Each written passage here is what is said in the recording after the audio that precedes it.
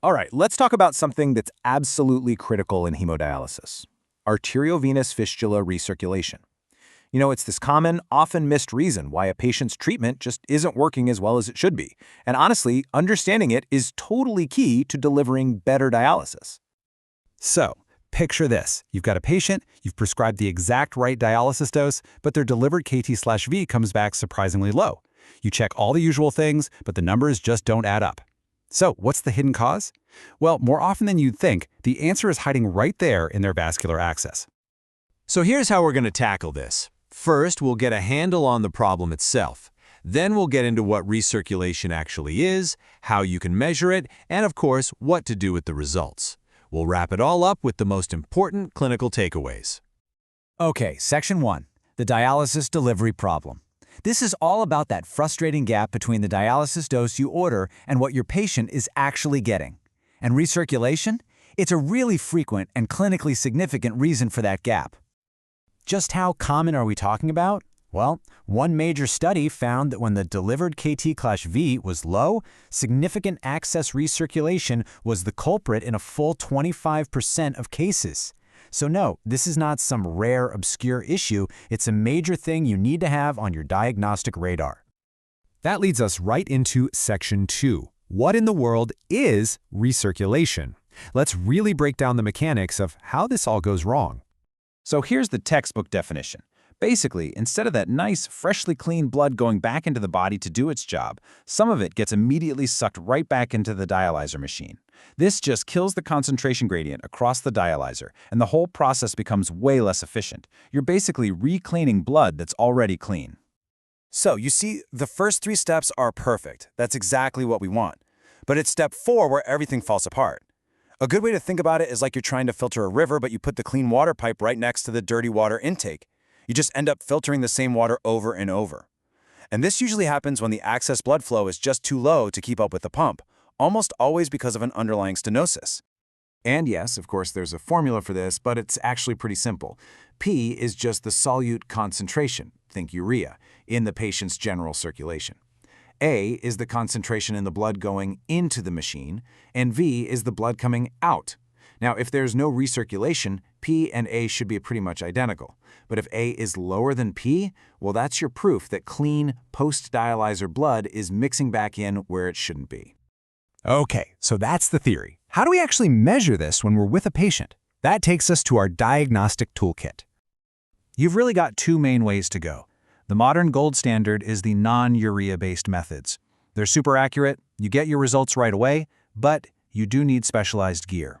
On the other hand, you have the older urea-based methods. They don't need any special equipment, but they are famously error-prone, and you have to wait for the lab results.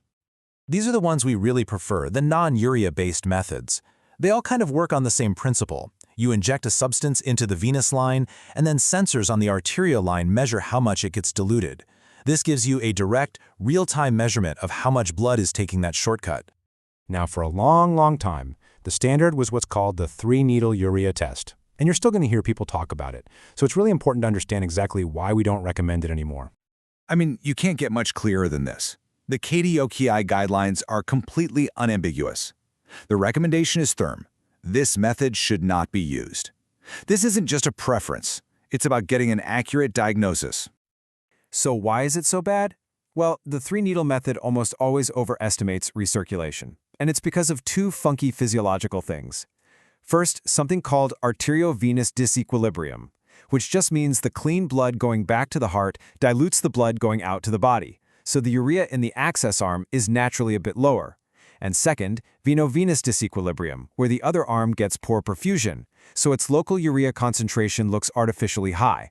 Put them together and you get a number that's just wrong. Okay, so let's say we've used the right method, and we have a number. Now what? Let's move on to interpreting the results, and, more importantly, turning those numbers into action. So when you're using a non-urea-based method, the gold standard, your action threshold is anything greater than 5 to 10%.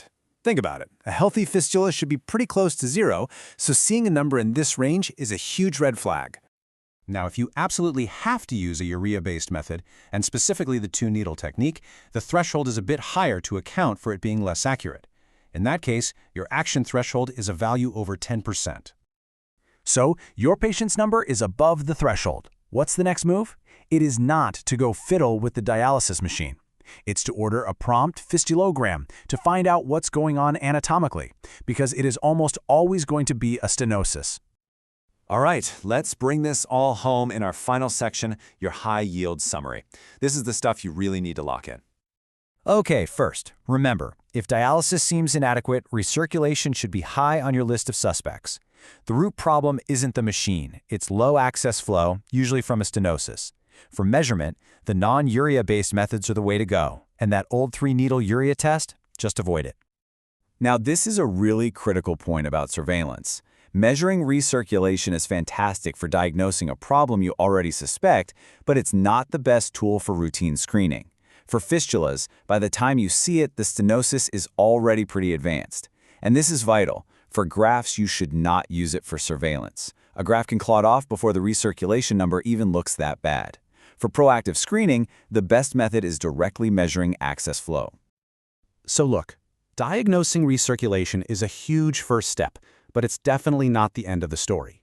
Really, it's the start of a deeper dive into that patient's access health. So the question to leave you with is, how are you going to use this knowledge to build a really solid surveillance plan and truly optimize your patient's vascular access?